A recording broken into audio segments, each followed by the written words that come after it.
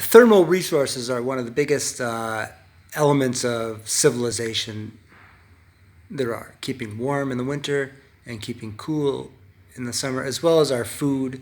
Um, so imagine there's a mountain, or or not necessarily even a big one, but let's say in the tropics there's a very tall mountain, or in the northern environments, just a place away from the ocean, a few miles. Doesn't even have to be that far. Where you get frost, okay, and you're producing ice with this frost nightly, every time it gets cold enough. Um, and so you build a full on automated ice factory up here, up on that spot, okay, and you like build terraces where you pool the cold air at night, and you have these insulated decks where ice is formed. Could be ice cubes or sheet ice that is then, as soon as it's frozen, it's sort of uh, uh, dis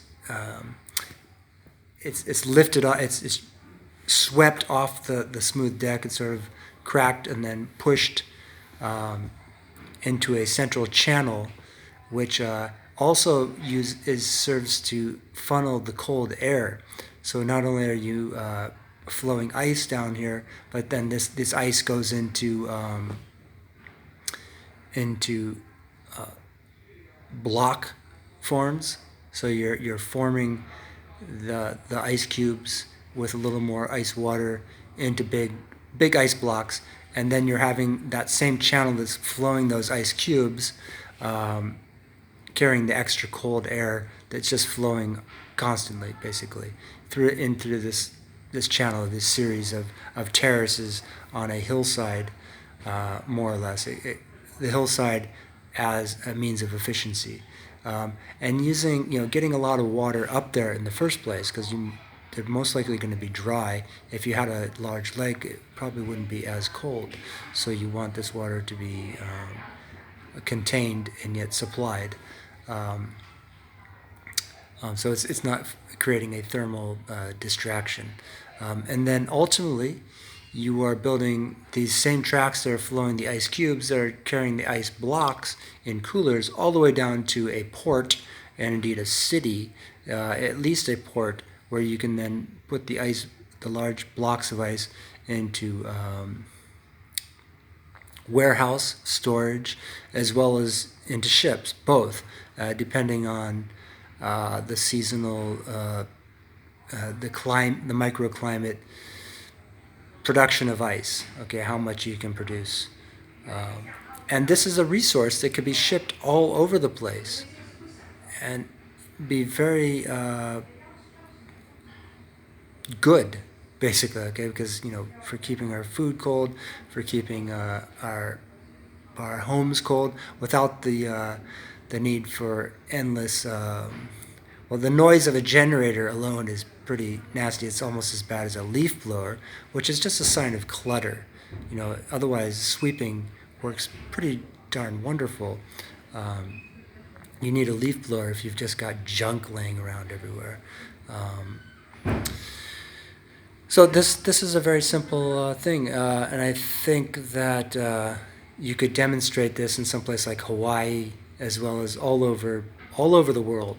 Um, um, Everyone tends to think California, oh, it's so hot there, but even let's all over the place, even in summertime on a very clear night, um, there are tiny little ice crystals forming in the night air. The air, it might be rather warm, but if it's wintertime and it's clear, and you're on a high, dry hill, um, or in a place where the cold air flows, you can have little bits of frost forming there. And if you have a big insulated area, you'll get frost forming. And then if you put a little bit of water on that insulated surface, and it doesn't soak in, then you can have that ice forming in very thin sheets, which is then channeled and compacted into blocks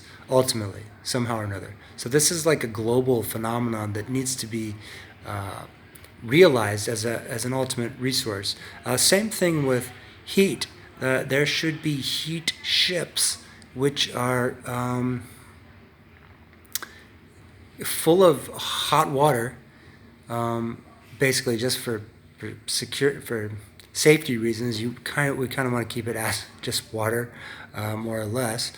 Insulated ships carrying ice from the north to the south and carrying heat in hot water to places that need that, which is also agriculture.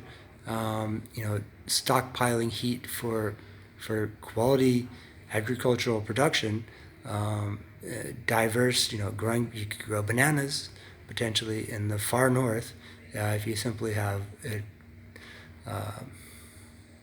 the resources.